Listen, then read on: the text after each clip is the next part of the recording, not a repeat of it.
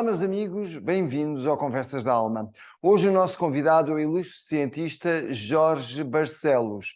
Está em Moscovo e vai falar-nos da nova teoria científica que elaborou e que está a revolucionar e a pôr em causa a teoria de Einstein. Esta teoria acerca da criação do universo tem uma visão criacionista que estende a sua influência a muitas áreas e campos científicos, integrando também a visão mais holística e espiritual do universo e do seu funcionamento. O Jorge Barcelos chamou-lhe T5, ou seja, o quinto elemento, que explica de forma profunda a criação e os seus mecanismos cósmicos. E está a abalar as antigas teorias de cientistas agarrados às velhas ideias e visão desatualizada do universo. Pois, como sabem, qualquer teoria que não seja ditada pelo sistema tem de ser descredibilizada ou atacada para que se mantenham os velhos padrões de controle e negócios dos antigos senhores do mundo. O Jorge Barcelos, nesta entrevista fora da caixa, derruba alguns dos conceitos científicos antigos que vos vão surpreender profundamente e faz a ponte com a espiritualidade do ser humano, algo pouco comum para um cientista. E não pertence a nenhuma religião nem sociedade secreta. É apenas um investigador sério que nos traz revelações. Para aqueles que querem conhecer melhor o nosso trabalho, subscrevam o nosso canal oficial conversasdalma.tv, que vos oferece centenas de entrevistas fora do sistema e que não estão disponíveis aqui. Só estão disponíveis em conversasdalma.tv. Apenas com um donativo poderão aceder a todos os nossos conteúdos durante um ano. O donativo é aceito por transferência bancária para a conta do canal oficial que está por baixo da descrição do vídeo. Esse donativo irá apoiar o canal no seu sistema informático e a expandir o nosso trabalho de partilha de informação para a expansão da consciência. E nós contamos com o vosso apoio neste canal de revelações. Queria também informar-vos que temos agora um centro de retiros com uma sala de 100 metros quadrados numa propriedade privada rodeada de natureza, num local rodeado de um vórtex energético muito especial. Terapeutas e oradores poderão utilizar o nosso centro para organizar os seus retiros de um dia ou de um fim de semana e palestras com os seus seguidores. Basta para isso contactarem-nos através de e-mail e apresentarem-nos as suas propostas. O Dr. Jorge Barcelos é cientista e técnico em Química com bacharel em Administração de Empresas. É engenheiro informático, com mestrado em Matemática, com tese de mestrado na área de Inteligência Artificial pela Universidade de Rovira e Vergel e universidades na Catalunha. Atualmente faz um bacharelato em Física Teórica na Universidade de Cruzeiro do Sul do Brasil. Fez projetos para o setor militar na área da aeronáutica e automobilística civil no Brasil. Teve um consórcio com a Thales, sendo sócio e CEO da Sadissa, para a construção do sistema militar de alta segurança de Angola. Trabalhou 5 anos como assessor do Ministro de Energia e Águas de Angola, José Maria Botelho Vasconcelos, que posteriormente se tornou o presidente da OPEP. Trabalhou 13 anos na CNO, uma das maiores construtoras de grandes obras do Brasil, como chefe dos setores de eletrónica, telecomunicação e informática. Pertence à comunidade académica da URV e UOC da Catalunha e tem um grupo de pesquisa com cientistas da Universidade Politécnica da Catalunha. O Jorge elaborou a primeira teoria de informação completamente baseada em cordas fermiónicas, que são cordas materiais diferentes das cordas bosónicas, que são de energia. As outras teorias de cordas, como a teoria M, são baseadas apenas em cordas bosónicas, o que levou os cientistas do CERN, o acelerador de partículas na Suíça, a procurar partículas supersimétricas para permitir a criação em laboratório das partículas fundamentais da matéria fermiónica. Até ao presente momento não existe nem sinal das partículas supersimétricas, o que tem levado ao aumento constante da potência dos aceleradores de partículas como o LHC do CERN. A teoria T5 começou a ser elaborada pelo Dr. Jorge a partir de 2008 e após a total unificação das diferentes áreas da física estarem integradas, ficou completa a sua primeira etapa, o que levou a estudar novamente para partilhar a sua teoria no meio científico académico oficial. A T5 é uma teoria que descreve o cosmos como um computador do tipo paralelo de arquitetura sistólica construído com cordas fermiónicas. Para quem está no YouTube, vá ao nosso canal oficial e assista na íntegra a esta entrevista e muitas outras entrevistas e vídeos que não estão no YouTube. Lembrem-se de colocar um like neste vídeo e de o partilhar com os vossos amigos. Para quem está no nosso canal oficial, continua a assistir. Dr. Jorge Barcelos, bem-vindo ao Conversas da Alma. Muito obrigado pela oportunidade, Assi, de emprestar o seu espaço para que possa divulgar um pouco o meu trabalho dos últimos 15 anos, né? Um trabalho científico, né? E agradeço aos telespectadores que vão dedicar um pouco do seu tempo a um assunto pouco comum de ouvirem, né? E bastante complexo, né? Então, agradeço a todos essa oportunidade, principalmente a Assi César, por essa oportunidade de me expressar perante um público maior que o meu habitual do meio científico. Né? Muito obrigado. Obrigado, Jorge, Estou pela pronto. sua participação também. O que é que levou o Jorge a contestar a famosa teoria de Einstein e a criar uma nova teoria que chamou de T5, que descreve o cosmos como um computador do tipo paralelo de arquitetura sistólica construído com cordas fermiónicas? Bom, primeiro eu gostaria de salientar que eu sou um grande admirador do trabalho do Einstein. Então, eu em nenhum momento vejo o seu trabalho fora de um contexto. O que eu vejo é que ele foi levado a conclusões equivocadas em função dos experimentos e das situações que tinham na volta dele, né? E a T5, na verdade, ela surge como resultado de trabalhos meus em outra área, porque eu sempre dediquei muito tempo de forma amadora, vamos dizer, porque eu basicamente era um empresário, né? Empresário da área de tecnologia. Então, dediquei muitos anos à área de tecnologia, posso considerar um empresário bem-sucedido, com várias empresas em vários ramos, diferentes países, diferentes negócios, né? E, em paralelo, para mim, o dinheiro dos negócios foi sempre um meio para financiar minhas pesquisas. Então, por exemplo, eu cheguei a montar um laboratório em Angola de excelente qualidade, ou seja, um equipamento para sequenciamento de DNA, para montagem de DNA, microscópios eletrônicos de transmissão, de varredura, ou seja, um laboratório ao nível de qualquer grande universidade. Mas eu financiei, eu paguei com o meu dinheiro, comprei com o meu dinheiro. Como eu trabalhava no governo de Angola, eu trabalhava dando assessoria para eles, foi bastante fácil de eu importar sem problemas legais, né? Isso aí me Sim. facilitou muito a vida.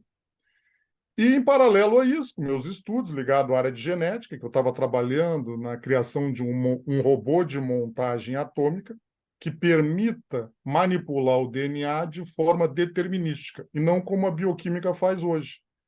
Porque eu terminei fazendo química lá atrás, porque quando eu fui examinar questões de engenharia genética, parecia o caldeirão da bruxa.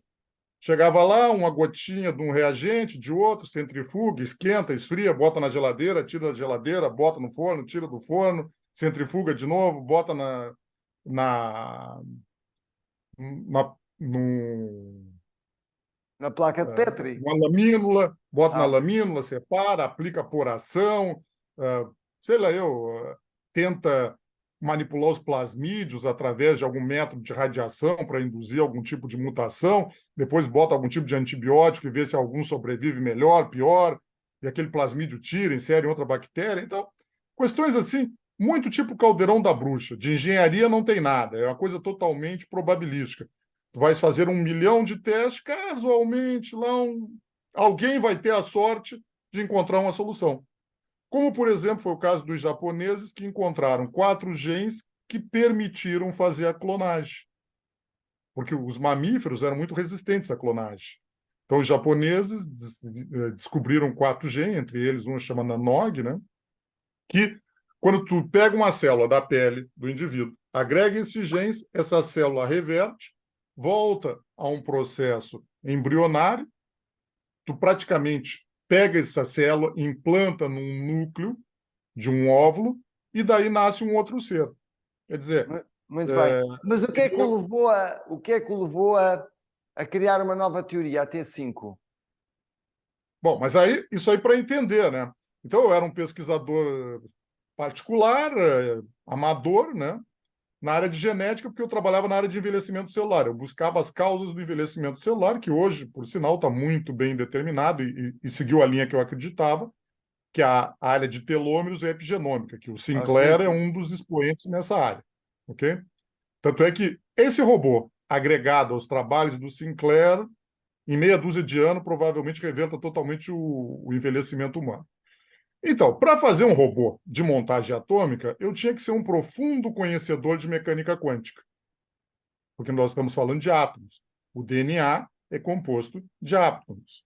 Quer dizer, ele tem açúcares, bases nitrogenadas, combinações que criam os dois lados, né, que seria como uns corrimãos, que encaixa os triplets, que são três combinações dos quatro pares de bases que tem, e a combinação disso faz o que chamam de códon, né, que tem três códigos, e o códon, a combinação desse tem 64 combinações, das 64 combinações gera 21 aminoácidos nos seres humanos, mas existe 23 ao total na natureza, muitos se replicam, são códigos repetidos, e tem o start e o stop, controle, ou seja, é uma máquina de estados finitos computacional, o DNA, baseado em estrutura binária e matemática. Então, aí já começa a coisa muito clara. Existe uma computação no DNA que cria a vida, porque os aminoácidos vêm dessa combinação, as combinações dos aminoácidos fazem as proteínas constroem os tecidos os órgãos os seres.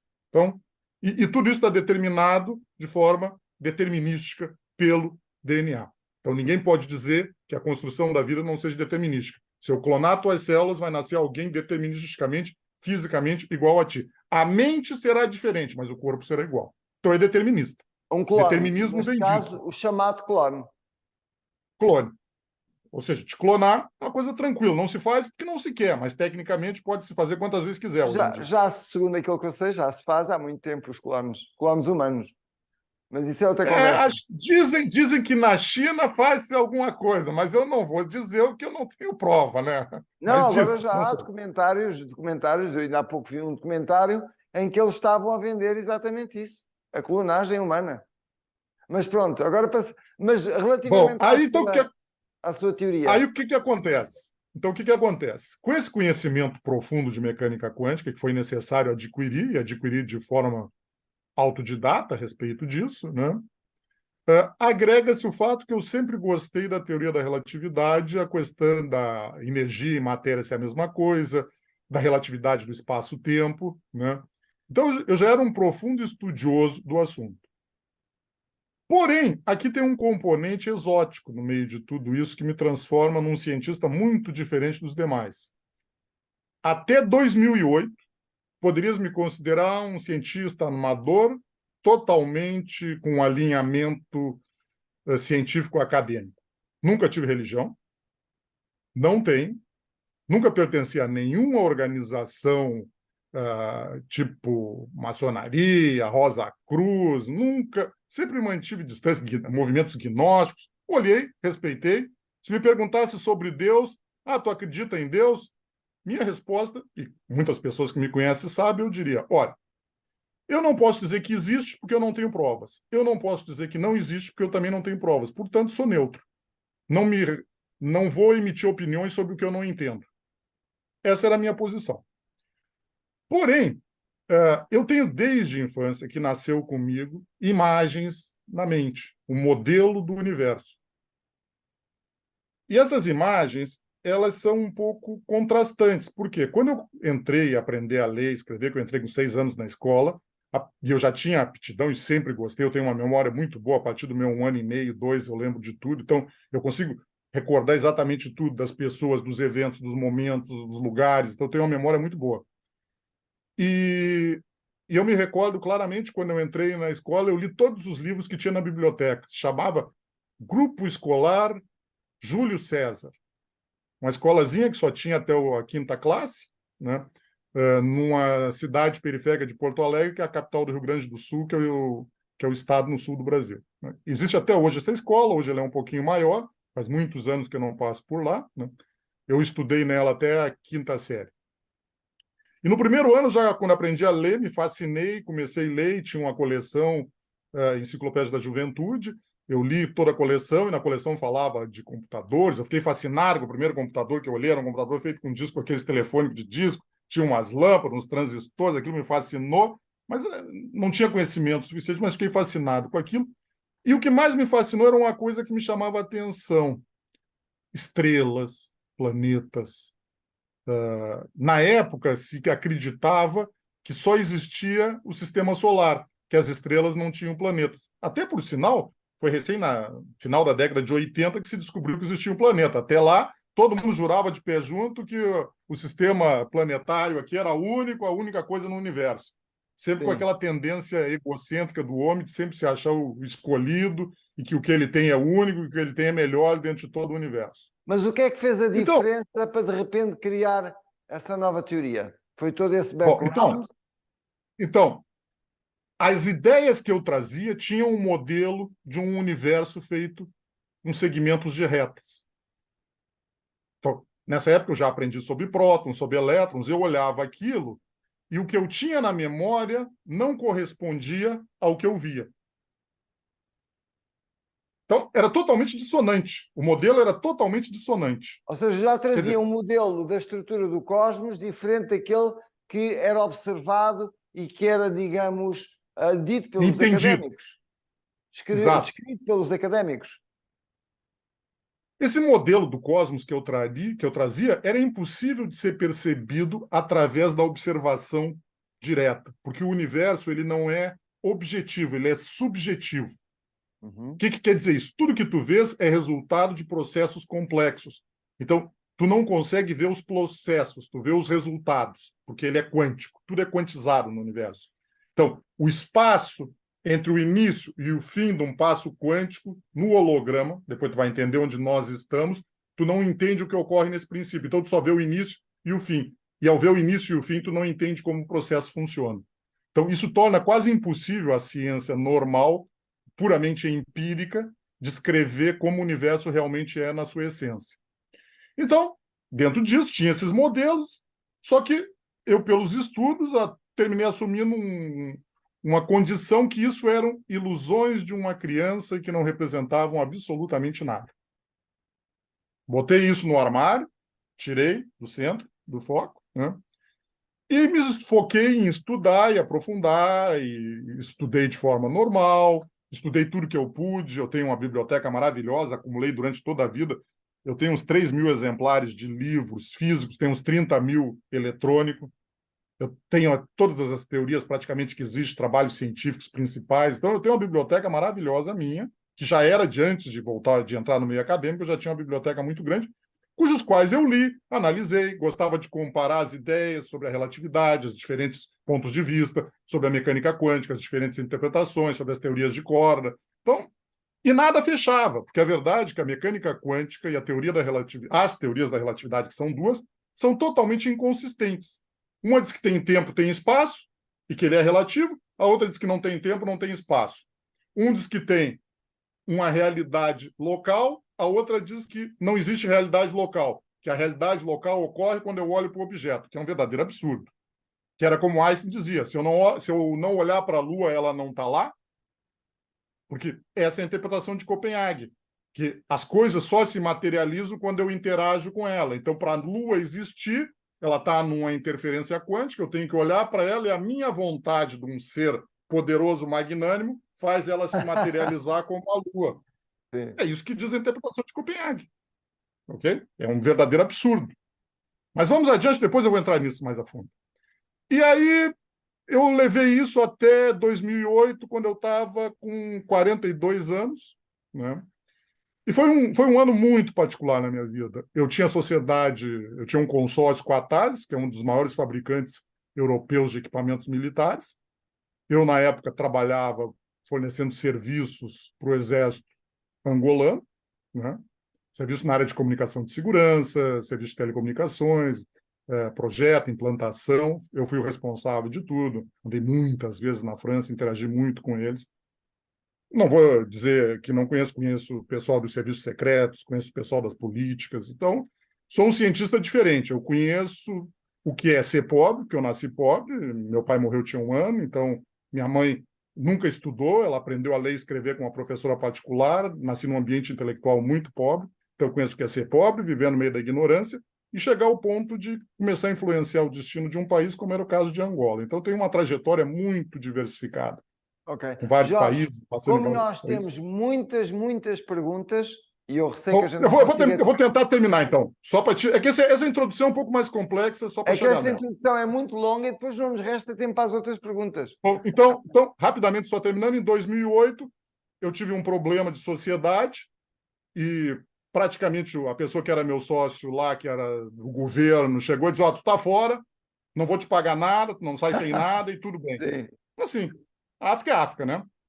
é isso. Aí, aí eu saí, né? Tava chateado, tava indo num voo de Angola para o Brasil e eu olho para a luz de cabeceira, né?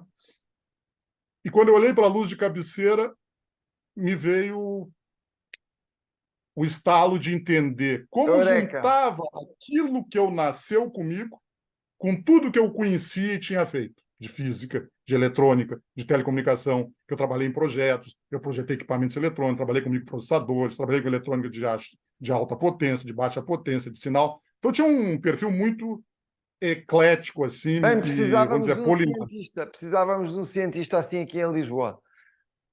Bom, e aí eu olhei e o que eu entendi? Eu entendi que não existia nem energia, nem matéria. O que existia era simplesmente informação. Sim. Porque o fóton que saía de lá batia numa superfície, refletia e me trazia o índice de absorção daquela superfície e o seu perfil espectral, se aquela substância absorvia mais um comprimento de onda, menos outro, que dá a sua cor, né? Sim. Então, o que eu estava recebendo era informação, e essa informação fazia eu criar o modelo de mundo. Então, o modelo de mundo era criado a partir de informações que eu recebia. Isso, para a maioria das pessoas, não teria significado nada, mas para mim, que tinha o modelo do universo, significou tudo. Então, eu puxei lá de trás, sentei, quando eu voltei, sentei, botei as equações do Einstein, escrevi elas, sentei numa cama, sozinho, morava sozinho nesse momento, comecei a olhar as equações dele, escrevi as equações da mecânica quântica do lado, olhando, e olhando para o meu pensamento. De uma forma, vamos dizer assim, quase que mágica, né? Que não é mágica, obviamente, a gente entendendo a própria teoria vai entender, eu olhei e disse, olha, a junção da mecânica quântica com a teoria da relatividade vem através da constante de Planck. Porque toda a mecânica quântica depende da constante de Planck. Ok? Então, isso aqui tem uma equação que descreve a constante de Planck abaixo dela, que deve ser essa aqui. Eu escrevi. E essa equação foi o que deu origem a T5. Essa equação permite unificar toda a teoria da relatividade, toda a mecânica quântica, em cima dos modelos que eu tinha, permitiu, com todo o conhecimento que eu tinha, transformar todas as equações de física que existem em equações determinísticas de corda.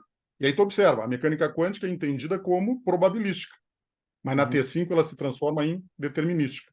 E aqui vem o detalhe de tu entenderes. A interpretação de Copenhague é uma interpretação probabilística. Ela diz que existe uma probabilidade, que essa probabilidade depende da interação. Não, isso não é verdade. O que existe é um objeto que não é material, é feito de dois tipos de corda, então é uma estrutura, que se entenderia em computação, tipo uma. Tem um nome em computação, agora me falha o nome. Tupla. Ou seja, é uma tupla, tá? Que tem um bloco de informação. Então, um elétron, do ponto de vista computacional, é uma tupla, onde tem muitas cordas de dois tipos ali. Ok?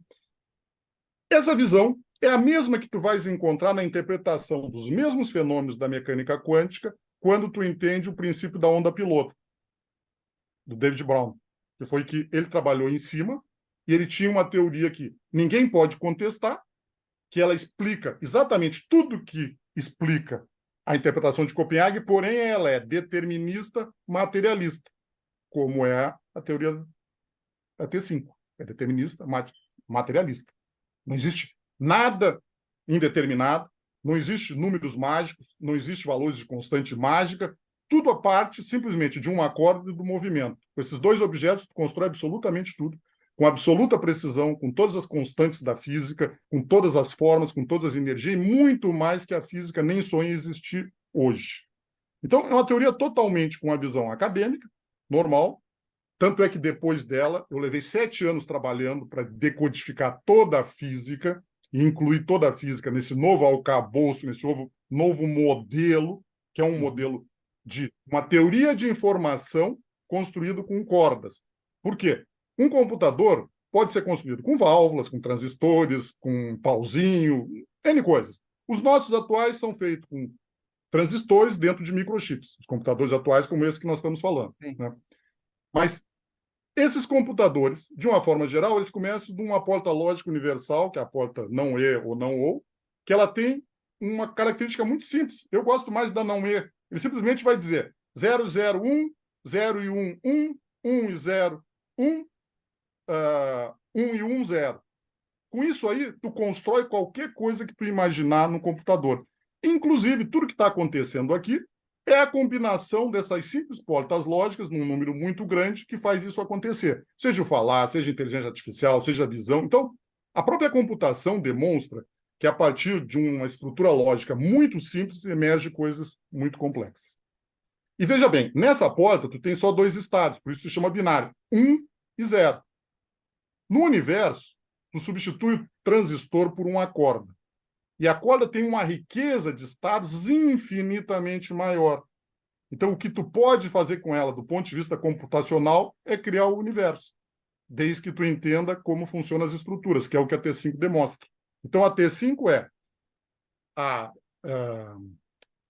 a engenharia de construções de universos.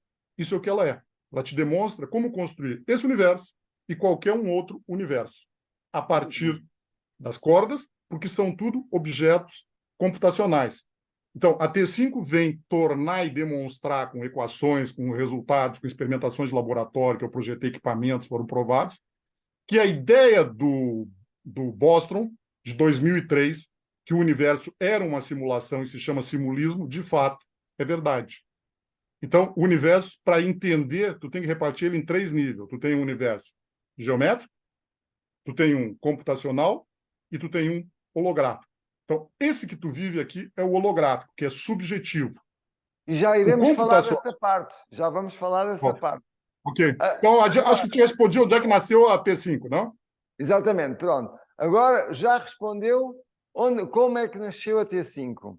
E antes de entrarmos a fundo nos assuntos mais polémicos, como é que vê o que está a acontecer à humanidade? O Deep State está a ganhar terreno? Ou, como dizem as profecias, vão perder a guerra contra a humanidade? 2 minutos para responder esta pergunta. Bom, em primeiro lugar, o bem e o mal é uma visão humana, que não pode ser transladada ao entendimento de quem criou o universo. Para quem criou o universo, isso aqui é um sistema que está em evolução, como a teoria da evolução do Darwin. Claro. Então, tu tens 2 forças, que eu chamo de a força, que estão disputando os caminhos diferentes. Tu tens um caminho que preconiza a evolução do homem e a separação dos níveis de consciência que não podem evoluir nesse momento para voltarem a uma experiência mais primitiva. E tu tem um outro lado da força que entende que isso aqui fracassou e que tem que ser reciclado. O que é reciclado? Obter a matéria escura e a energia escura de que tudo isso aqui que está na nossa volta é feito. Adiante eu explicarei o que é. Então, o que existe são 2 lados. Mas à frente São 2 lados, basicamente, que existe. Não existe bem nem mal. O outro lado não é bom, eu não pertenço ao lado bom, o outro lado não é mal, eu não sou mal. O que existe são uma disputa. Vencerá quem conseguir comandar o maior número de seres para essa direção. Minha opinião hoje, 99% de probabilidade que o outro lado vai vencer do que eu faço parte. Ok. Que o outro lado advoga a reciclagem desse planeta, a total destruição dele e dos seres que estão aqui. De forma bem objetiva, não tenho meias palavras e sou muito objetivo. Só abrindo um parênteses aqui, é importante perceber o seguinte, ó, a comunidade científica ela é muito fechada, porque as pessoas normalmente, como os cientistas dependem de financiamento público ou Claro, institucional, é isso. eles não podem falar o que querem. Como o caso do Abertamente, Montagnier, que não morreu podem em falar 2022, abertamente, não. que quando ele começou a falar o que ele achava abertamente, a carreira dele foi destruída. E olha que ele foi o prêmio Nobel por ter descoberto o vírus da AIDS. Mesmo como um prêmio Nobel, a carreira dele foi destruída por ele falar coisas que ele julgava verdade. Então, a verdade, ela é boa se ela diz o que eu quero ouvir. Se a verdade não diz o que eu quero ouvir, ela tem que ser calada. É isso que ocorre no meio científico. Então, o meio científico não é como as pessoas pensam neutro. Ah, não, ali a ciência vence. Não é bem assim que funciona. Eles não vão te impedir de falar, mas simplesmente não vão te dar financiamento, tu sem financiamento não vai fazer nada. Meu caso é diferente, como eu vinha da área empresarial, eu autofinanciei tudo. A T5 Claro, custou mais de US$ 1 milhão, para ter uma ideia, que eu financei com recursos meus. claro. Fantástico, fantástico, Jorge. Agora, passando à sua teoria, corda em movimento, explicam a sua inovadora teoria 5 do universo. De que forma é vista a grande força criadora nesta teoria? Bom, em primeiro lugar, nós temos que entender, né, que na física tradicional nós já temos os fundamentos da própria T5, que começa com Lomanovsky, é difícil de falar aqui, apesar que eu estou na Rússia, eu tenho dificuldade com esses nomes aqui. É o nome da principal universidade estatal aqui, né? Ele é o primeiro em dizer que a matéria não se destrói, nem se cria, simplesmente se transforma. Lavoisier, muitos anos depois, chega à mesma conclusão e agrega um pouco que, já que ele está mexendo mais em química, que a energia não se cria e não se destrói, também se transforma. Então, podemos entender que os dois são os pais, né? Sendo que o real pai da história começa na Rússia. Queiram ou não queiram, independente dos conflitos, foi ele que falou primeiro. E falou quase 50 anos antes do Lavoisier. Então, não adianta o francês lá ficar chateadinho, mas foi o russo que falou. E aí, se tu não pode criar matéria, se tu não pode criar energia, se tu só pode transformar elas, de algum lugar elas têm que ter vindo. Começa por aí. Ok? Então, a física atual não sabe como é que ela apareceu. Ok? Então, dentro dessa perspectiva, a T5 diz o seguinte: ela é um modelo onde o universo é uma esfera. Essa esfera são duas garrafas de Klein, que é uma figura topológica, interligadas entre elas, é uma figura topológica de 4 dimensões, interligadas entre elas. E ao interligar o pescoço de uma no corpo da outra, essa intersecção é o que a gente chama de Big Bang. Só que na T5, o Big Bang não é um ato estanque, que teve uma vez, ele é um ato contínuo. Nesse instante, esse universo está indo para o universo de antimatéria e o universo de antimatéria está vindo para cá. Então está ocorrendo o Big Bang nesse instante. Não é um evento único, é um ciclo que Sim, sim. vai e vem da evolução do cosmos como um todo. Então, essa esfera é fechada. E se ela não fosse fechada, a teoria não funciona, porque ela depende das ondas estacionárias criadas dentro dessa esfera.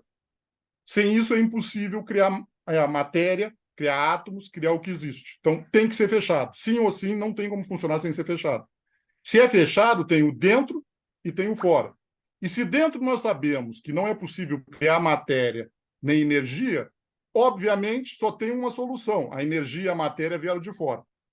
Ok? Ou seja, do universo dos criadores. Eu não vou dizer que existe um criador, que existe vários, que sejam uma sociedade, seja um ser. Isso não corresponde a aspectos científicos determinar. Simplesmente vai te dizer: existe a criação. Como é, que cara tem, que jeito é, esquece. Isso aí não corresponde, do ponto de vista lógico, matemático, do ponto de vista topológico, descrever as feições. Ah, não, porque é parecido comigo, tem cabeça, tem olho. Não, isso aí é aquela questão egocêntrica humana, como os planetas, que só existia esse sistema planetário aqui, quando existe zilhões. Tem mais planeta do que estrela no universo. E hoje todo mundo admite. Então, dentro dessa perspectiva, né, que vem de fora do universo? Vem a matéria escura e a energia escura. Já Então, vamos dentro falar da sobre T5. isso especificamente. Já Ok, vamos então, falar então sobre tu a entendeu como é que antimatéria começa e tudo. matéria escura. Portanto, neste caso vem a matéria escura de fora, não é? Vem de algum lado. Portanto, ela é produzida em algum lado. Alguém, isto é, alguma força, para falar cientificamente, a produz com uma Exato. consciência e consegue produzir essa matéria, é isso? Exato. É o que tu entenderia nas religiões como Deus, como grande arquiteto, como Alá, como Javé, sei lá eu, tem N nomes aí, cada um dá o nome que acha que deve dar, né? Ok? Portanto, essa força, segundo a teoria T5, há realmente uma força que vai criando consecutivamente, não é? Ou a energia, matéria escura, que depois dá origem e continuidade ao nosso universo. É isso? Para falar de Bom, uma na forma mais verdade, acessível. não é que ela vá criando. Quando o universo foi Vai criado, alimentando, toda a alimentando. energia, toda a energia e toda a matéria desse universo foi colocado aqui. Porque para ele aparecer, ele precisa ter toda a energia e toda a matéria. Ele não pode ser indo agregado. Ou seja, tu tem que juntar tudo, tem uma forma lógica, inclusive tem que formatar ele, e é isso que Sim. obriga a Ou existência seja, de tem um uma forma criador. geométrica. É isso? Tem uma forma Tem uma forma geométrica. geométrica. Exato, tem uma forma geométrica. Então, se tu não tem essa forma, ele não aparece. E essa forma, para aparecer, tem que ser construída. Como tu constrói um computador. Sim, Enquanto tu sim. não bota todas as peças, ele não corre o programa. Nós Portanto, somos programa.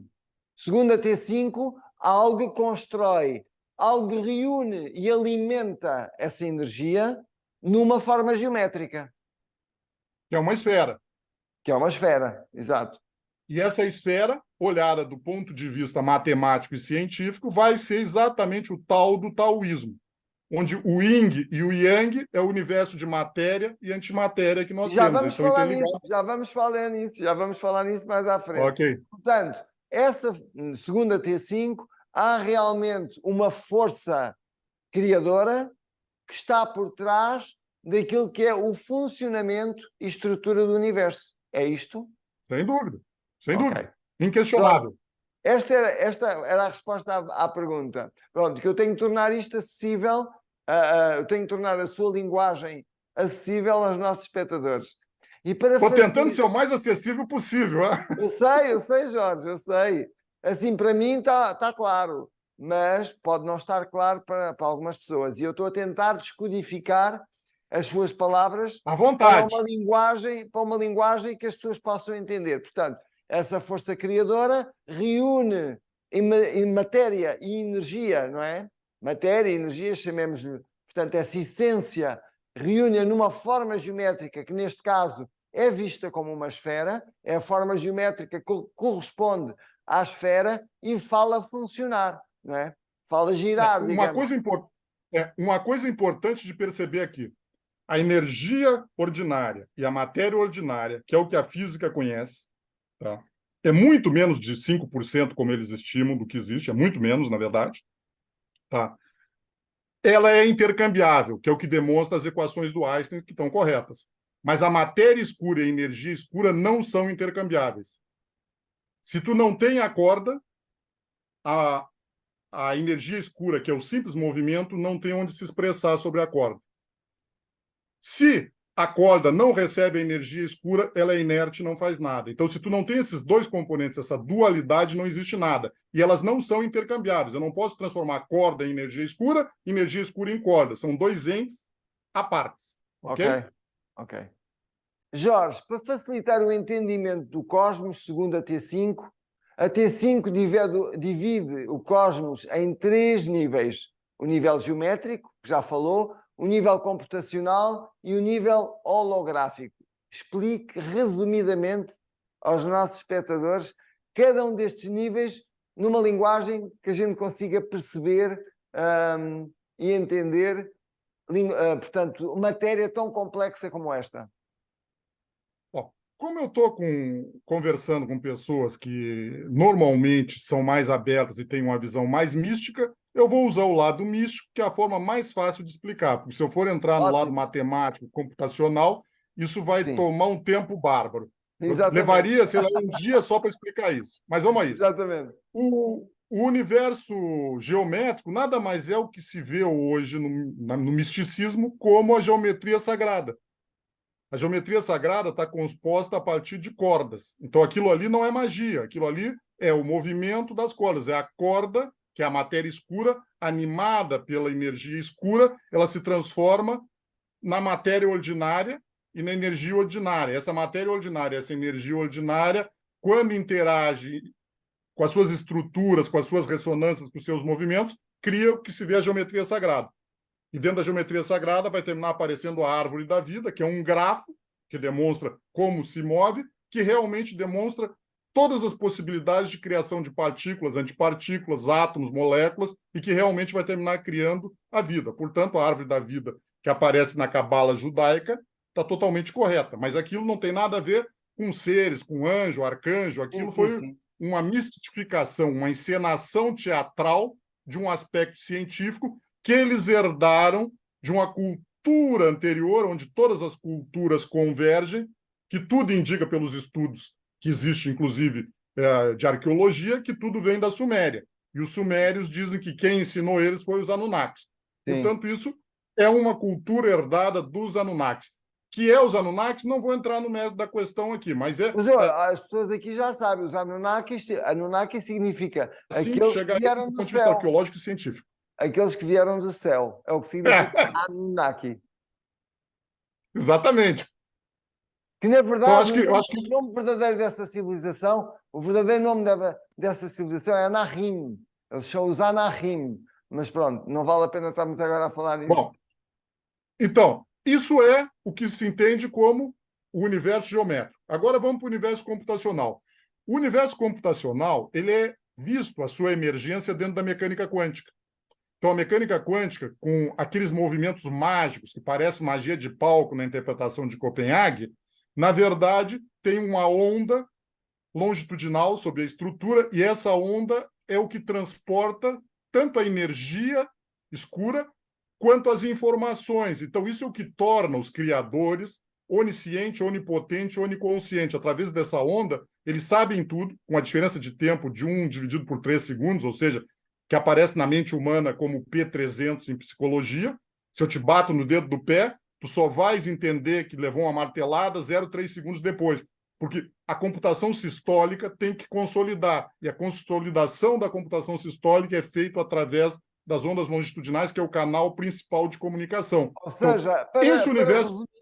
para resumir, a informação leva tempo a chegar ao cérebro. É isso? Não é nem só isso. Leva tempo para processar dentro de todo o universo, porque tu é um ente do universo. Para tu não é isolado. processada e absorvida. É isso? E entendida. Para tua consciência tomar consciência que tu levou a martelada, isso tem que ir até a borda do universo e voltar, que é o tempo de consolidar toda a informação. A velocidade das ondas longitudinais é 1 vezes 10 na mais 35 metros. Enquanto a velocidade de uma onda transversal, que é as ondas normais das 4 outras forças, é 1 vezes 10 na 9, basicamente. Não é exatamente 299, 792, 458 metros. Seria 2,9 vezes 10 na 8, para falar mais precisamente. Então, quer dizer, a corda é que determina a velocidade da luz. As propriedades intrínsecas da corda determinam a velocidade da luz, as propriedades intrínsecas da corda determinam as propriedades da onda longitudinal. Essas duas ondas, uma transporta informações locais, nas células de cálculo local, que isso tem a ver com o modelo da computação sistólica, e a integração da computação sistólica, que é a integração de todas as informações de todas as células, é feita pelas ondas longitudinais, que é o que permite quem está lá fora ver o resultado de cada operação e interferir nessas operações. Inclusive, eles podem parar isso aqui, tu não vai te dar conta. Você pode apertar um botão, parou, congela tudo, ele olha, mexe, arranca de novo. E tu nunca vai te dar conta disso. Então, é onipotente, onisciente, oniconsciente. Isso é o que aparece no hinduísmo como o Maya, a ilusão. Maya é a ilusão, ou seja, então, na prática, o que ocorre é que, já entrando no holograma, essa computação te projeta sobre as cordas, através das ondas transversais, as interações holográficas, que é o fóton, que transmite as interações de luz, que tu tem os fónons, que transmite interações de vibração de cristais, tu tens, vamos dizer assim, os gravitons, que transmite a informação das forças gravitacionais, né, que eles existem, não são exatamente como o Einstein pensava, mas eles existem, isso é outra coisa que tem que ver à parte, que, na verdade, existe 2 tipos de gravidade, existe a onda de choque, que é o que detecta o LIGO e o VIGO, e existe as ondas gravitacionais, que atendem à visão do Newton, que era uma força instantânea. Então, tanto a visão do Newton como do Einstein estão corretas. Porque o Einstein dizia, não, nada anda mais rápido do que a luz. E esse foi o grande erro dele. Não, as ondas longitudinais são muito mais rápidas. Nada anda mais rápido do que a luz é um entendimento local. Então, a teoria da relatividade do Einstein só é aplicável dentro do sistema solar. Quando extrapola ela para o universo, gera uma série de erros, que nós estamos preparando trabalhos com os meus colegas nos próximos meses, que cria todo um modelo cosmológico novo que resolve o problema da constante de Hubble, que tem problema, resolve o problema da energia escura, da matéria escura, da antimatéria, que é o problema da simetria CPT, que quer dizer simetria do espaço, tempo e polaridades. Quer dizer, tudo isso está resolvido dentro do modelo da T5 de forma homogênea, clara, translúcida, sem nenhuma magia e sem o jogo de estatística que se usa hoje na cosmologia. Que a cosmologia faz 500 mil cálculos estatísticos para tentar achar uma média de qual é a velocidade que tem a constante de Hubble. O satélite Planck dizia que era 67,4, mais ou menos, 67,7 quilômetros por megaparsecs, a velocidade com que está expandindo a informação no universo. Na verdade, a velocidade com que o tempo está se propagando, que aquilo é o marcador do tempo e não do espaço, como as pessoas imaginam normalmente. Já se fizer as análises pelas questões de óptica, pelo Hubble, ou mesmo agora se usar o James Webb, vai encontrar lá 73,4, 74, 75, qualquer número doido. Por quê? Porque o modelo que diz que a velocidade da luz é a máxima do universo está errado. Isso só se aplica dentro do sistema solar. Então, a pior teoria que tem é a que está parcialmente certa. Então, as teorias do Einstein estão parcialmente certas. Qualquer teste que tu faça ela localmente está certo. Mas se tu extrapolar esse modelo, vai dar errado. Por outro lado, se tu transportar algumas coisas desse modelo para o cosmos, que é a união do universo de matéria e antimatéria, é assim que a T5 chama, algumas coisas funcionarão, outras não. Então isso confunde mais ainda. O Einstein estava certo, tá vendo lá? Ó, tem a onda gravitacional lá. Sim, tem, mas é uma onda de choque. Mas e a constante de Hubble? Como é que isso está louco? Está em antimatéria. Onde é que vai? Onde é que foi parar a antimatéria? O que é o tempo? O que é o espaço? Então a T5 tem as equações que determinam exatamente o que é o tempo, o que é o espaço, como funciona, qual sua métrica, como é que isso está ligado à termodinâmica, à seta temporal da termodinâmica, o crescimento da entropia, entalpia. Tudo isso está totalmente determinado de forma matemática, com absoluta precisão dentro da T5. Ok, mas eu acho que para vocês a força da gravidade ainda continua um mistério como para muitos cientistas ou não? não. Força da gravidade é simplesmente uma deformação da estrutura da geometria do espaço, que já era visto assim, com a diferença que Einstein dizia, e aí ele teve um problema, né? Porque primeiro na relatividade restrita ele diz que não existia tempo nem espaço, que as ondas eletromagnéticas andavam flutuando no nada. E aí quando ele foi fazer a teoria geral, ele bateu de cara que como é que tu vai deformar o espaço-tempo se não existe tempo nem nada? Quer dizer, ele disse lá que não existia nada, que as ondas eletromagnéticas andam em cima do nada. Como é que eu vou deformar o nada? Quer dizer, os cientistas normalmente não falam isso porque eles não sabem como responder. Não, não é que não existe um nada. Existe uma estrutura embaixo, tá? Que seria muito mais sofisticada que aquela visão do éter que tinha lá atrás, lá, e que os experimentos do Michelson não conseguiu provar porque ele não entendia como funcionava, né? E o Lorentz entendeu bem. Então, a verdade é que a visão do Lorentz, da relatividade do Lorentz, é a correta. E a relatividade do Einstein é um caso da relatividade do Lorentz. E a relatividade do Lorentz está perfeitamente dentro da T5. Então, o que muda é isso, para te entender. Okay. Quer dizer, enquanto o pessoal hoje considera que o Lorentz era um conservador e que estava fora do escopo e que o Einstein é um inovador, não. O Einstein foi induzido a erro pelos experimentos do Michelson, apesar que ele disse que não conhecia, o que eu duvido, né? O que ocorreu na época dele, ele era um cientista e estava a par, mas o que induziu ele foi que o experimento do Michelson, que é o interferômetro, não detectava diferença de interferência entre eu botar o interferômetro apontando para um lado do movimento da Terra ou outro, o que deveria aparecer segundo a interpretação que eles tinham. E a interpretação que deu Lorentz foi correta. O tempo e o espaço variam, isso afeta tudo. Jorge, Sim, e para si, existe aquilo a que chamam caos? O caos, na verdade, é a ignorância. Por quê? A T5, que é a estrutura geométrica do espaço, cria a matemática. essa matemática criada, ela é finita. E ela trabalha com uma coisa que se chama matemática modular. Então, uma matemática modular, ela parece infinita, mas ela é finita.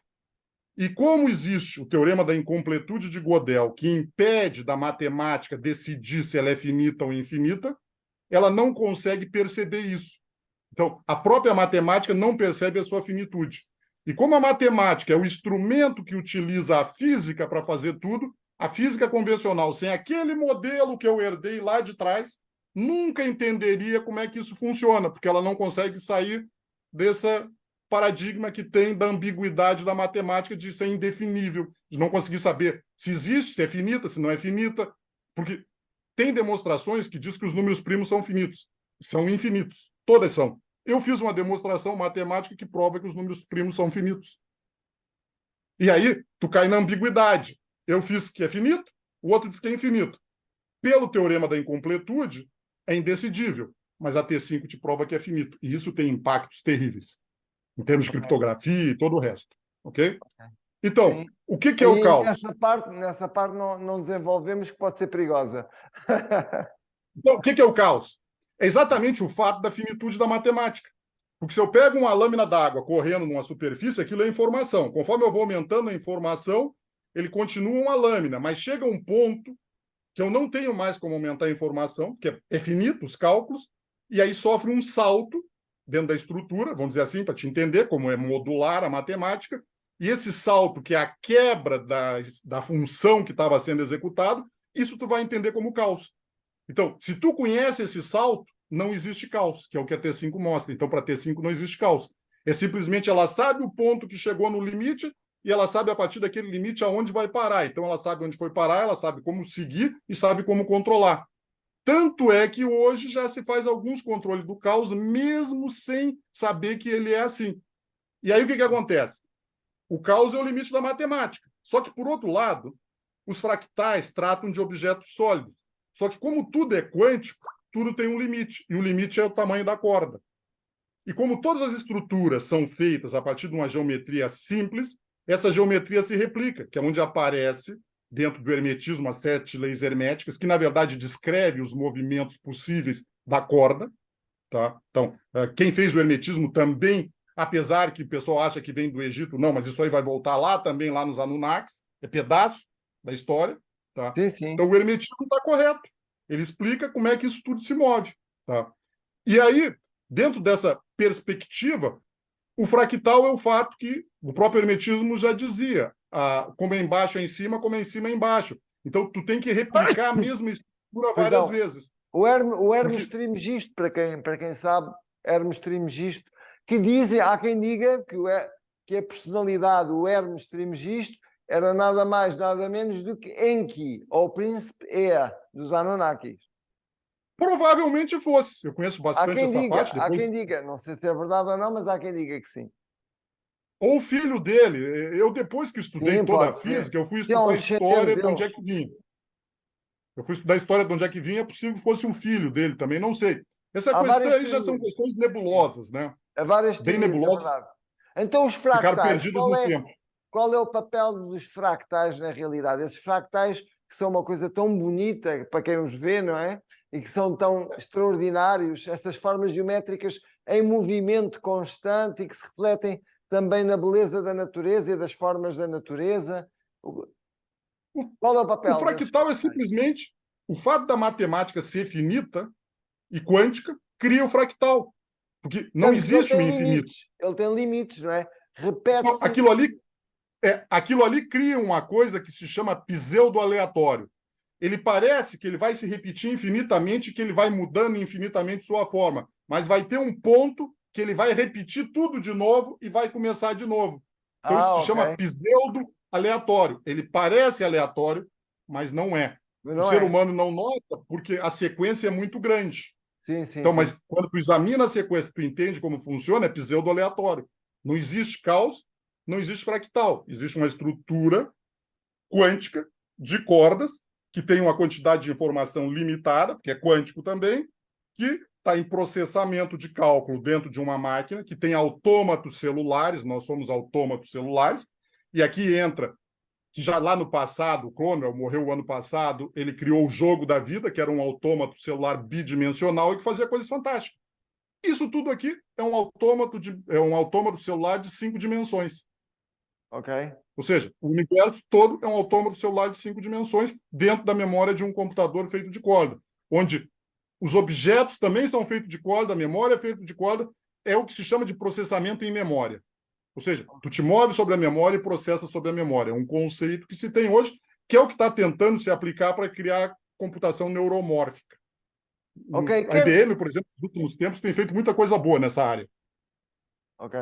O Jorge quer comentar também o significado do símbolo do yin e yang, não é? Que está dentro de uma esfera, e a sua relação com a matéria e a antimatéria, para que as pessoas também possam compreender esse símbolo esotérico tão antigo. Bom, na verdade, quando nós pegamos o modelo do universo, que é uma esfera, e quando pegamos as funções matemáticas de transferência, de evolução do espaço-tempo, a função de evolução do espaço-tempo cria aquela projeção do símbolo, do yin e do yang, que aquilo é um corte ao meio de uma garrafa de duas garrafas de Klein interligadas. Então, onde nós vemos um ligando no outro, é as figuras quadridimensional da garrafa que está saindo de uma e entrando na outra. Então, aquilo, na verdade, são duas garrafas de Klein cortadas para te entender como é que é a figura do espaço-tempo, como é que elas se ligam. E esse ponto de conexão de um com o outro é onde nasce o Big Bang. Só que o Big Bang é um ato contínuo, quer dizer, eu estou indo daqui para cá, mas continuamente. A matéria escura, a energia escura está indo e girando. Então é um ato contínuo. O Yin e o Yang representam o universo de matéria e antimatéria, que pode se entender como polaridade, porque o Paul Dirac, que foi o físico que descobriu a antimatéria, ele trabalhava sobre matrizes, ele demonstrava que a antimatéria nada mais é do que a matéria se movendo em direção contrária. Então, se a corda vai para lá, é matéria, por exemplo. Se vem para cá, é antimatéria, mas o movimento é o mesmo. Mas Então, as o que diferencia polaridades são diferentes. As polaridades, por exemplo, as cargas são negativas em vez de serem positivas, não é isso? Por quê? Porque uma vibra para frente, outra vibra para trás. Então, as setas temporais, uma caminha para frente, a outra caminha para trás. E como essas setas começam de uma estrutura triangular, cria aquela estrela de Davi. A estrela de Davi, viu que está dentro de um círculo e Sim. tem dois triângulos um sobre o outro. Então, aquilo ali é uma representação em grafo, tá, do que é a topologia do universo com as duas garrafas de Klein. Sendo que é a mesma linha da árvore da vida, que também é um grafo. Veja bem, grafo, não é gráfico. Hein? Grafo é uma coisa de matemática, que analisa caminhos, que analisa segmentos. Então, são grafos. Ok. Esses grafos estão te demonstrando, no caso da árvore da vida, está te demonstrando um grafo que interliga todos os caminhos possíveis entre o universo de matéria e antimatéria, como tu te mover ali, e aí vai aparecer três caminhos possíveis. O caminho da pomba, que é o elétron, o caminho da espada flamejante, que são das partículas tipo prótons e nêutrons, e o caminho da serpente, que é o átomo como um todo se movendo em direção ao futuro. É assim que se identifica dentro da Cabala, mas matematicamente, geometricamente, está totalmente descrito dentro da T5, com todas as equações, com as dimensões, com os valores, que é o movimento de um grafo. Só isso. Mas esse símbolo Não que tem... falou, o símbolo de David, que na realidade é um símbolo que já vinha do continente de Mu, portanto, dos Anunnaki, que passaram aos Sumérios, e os Sumérios criaram o Império de Mu, portanto, esse símbolo já representava esses movimentos da matéria, não é? Exatamente, porque o universo é assim. Então, o que tu tinha é que tu tens que entender que a T5 é uma recriação de uma ciência que qualquer civilização que quer viajar pelo universo, no espaço-tempo, tem que ter. Sem a T5 não é possível sair desse planeta e ir para outras estrelas e outras galáxias. Com a T5 tu pode ir a qualquer lugar. E tu entende como controlar a gravidade, como viajar no tempo e no espaço, que é possível. Ok. Então, quem teve aqui conhecia essa teoria. E ele ensinou ela para alguns, só que como nós estamos tendo dificuldade de eu explicar para vocês, a mesma dificuldade tinha lá atrás. E essa Claro. dificuldade terminou sendo fragmentada. Um olhou os grafos, o outro olhou os movimentos, que é o hermetismo, a Cabala olhou os grafos, o outro olhou as figuras que saía, que era a geometria daquilo que é a geometria sagrada, e virou essa zona que parece coisas diferentes, mas é tudo a mesma Claro. coisa de uma teoria única. Cada civilização digeriu as informações de maneira diferente. criando... Um segmento. Um segmento. Exatamente. Pronto. E aí, só para concluir, uma teoria do todo, como é a T5, não só tinha que explicar modelo padrão, mecânica quântica, mecânica clássica, termodinâmica, como tinha que explicar metafísica, criação, o universo, porque senão não é uma teoria do todo. E a T5 é a teoria do todo. Muito bem. Por isso, ela não tem preconceito de estar aqui discutindo contigo aspectos que seriam metafísicos, que um cientista comum teria medo de discutir, porque a academia depois não ia dar recursos para ele, porque ele estava fazendo pseudociência. Claro que sim. A misteriosa matéria escura não emite luz nem energia eletromagnética, mas influencia profundamente o movimento do universo, das galáxias. Quer explicar quais são as suas implicações no nosso universo, a matéria escura? Em primeiro lugar, esse entendimento que se tem na matéria... em primeiro lugar, esse entendimento que se tem na matéria escura é a ponta do iceberg para entender que existe algo embaixo. Porque, na verdade, essa distorção que tem a ver com a velocidade angular das galáxias, que é maior do que parece sem ela se desintegrar, isso tem a ver porque o universo obedece uma função matemática, tá? Que não tem nada a ver com a equação do Einstein. E eles estão aplicando a equação errada, e ao aplicar a equação errada aparece uma discordância com os dados. E aí, para tentar ajustar essa discordância com os dados, não, aqui tem uma matéria escura. O que quer dizer essa matéria escura? Tem algo que eu não compreendo, que faz existir e está contra o que eu compreendo. Mas quando tu compreende a geometria das cordas, tu compreende a geometria do espaço, a matéria escura real é a corda.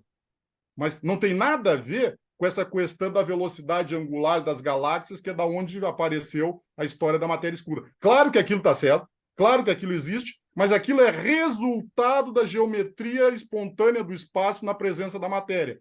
Então, tu tem o espaço de Sitter, que é onde começa a física do Einstein, que é um espaço plano sem matéria e sem energia, e quando tu agrega matéria e energia no espaço de Sitter, tu cria o espaço quadridimensional do Einstein, que, na verdade, é um espaço de 5 dimensões, né, olhado do ponto de vista da T5. Se for olhado do ponto de vista da teoria M, é um espaço de 12 dimensões, enquanto a teoria M tem 11. Então, falta uma dimensão na teoria M, por isso ela se perde.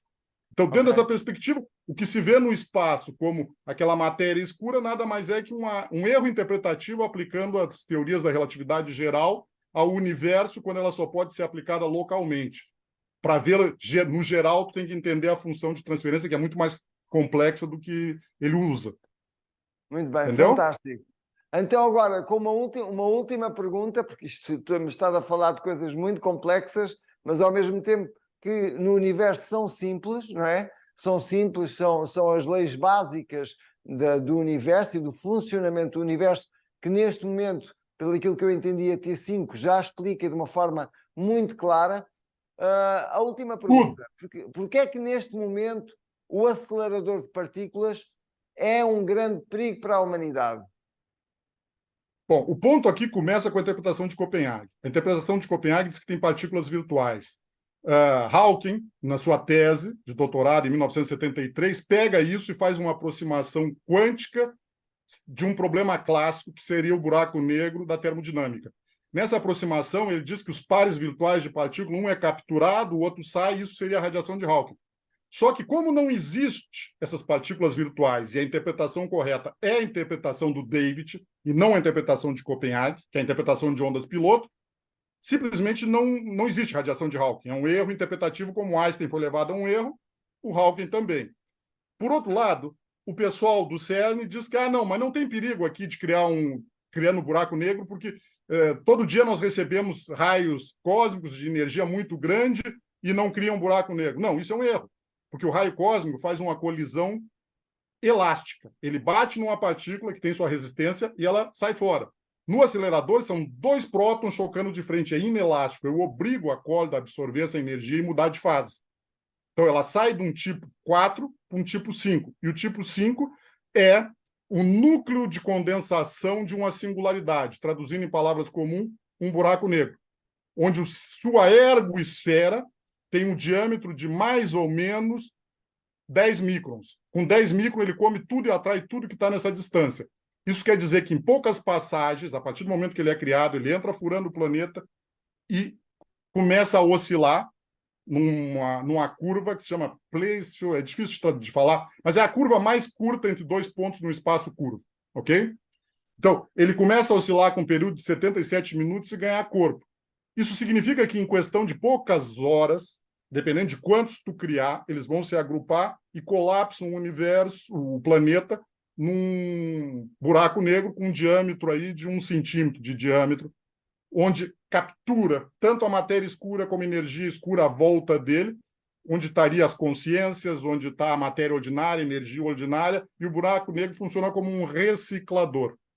Então, e esse instrumento foi criado pela humanidade, guiado pelo outro lado da força. E usa o dinheiro e as luxúrias, dizendo que aquele acelerador vai criar antimatéria, que vai ensinar muito a humanidade. Iludiu a humanidade para ela construir e cavar o seu túmulo e cair nele.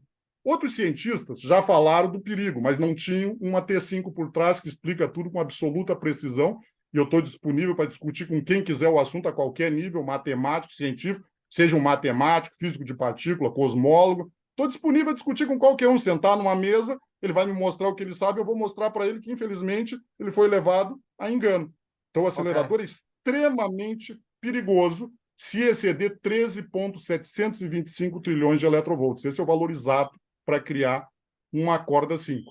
Hoje em dia, ele está operando a 13,6 teraeletrovolts, ou seja, que está no fio da navalha.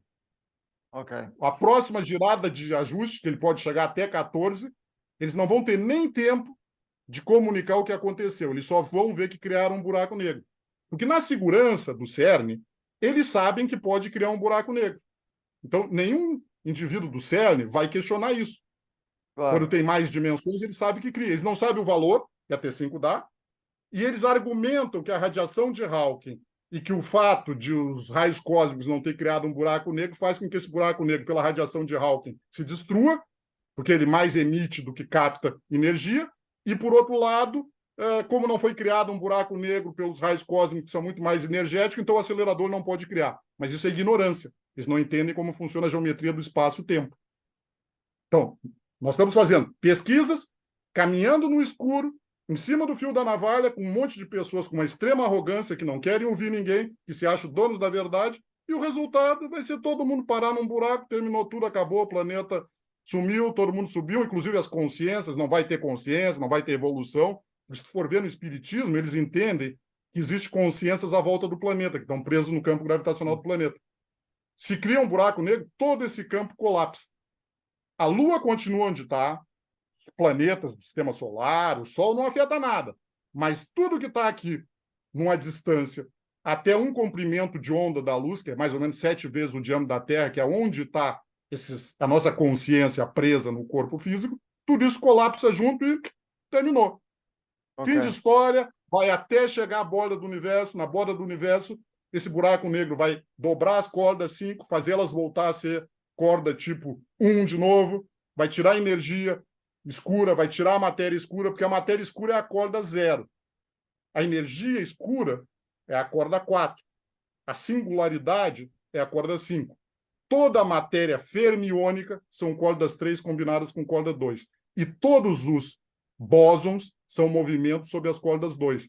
Então, a matéria ordinária é feita da corda 3 com corda 2. Então, tu tem sempre associado campos aos objetos atômicos.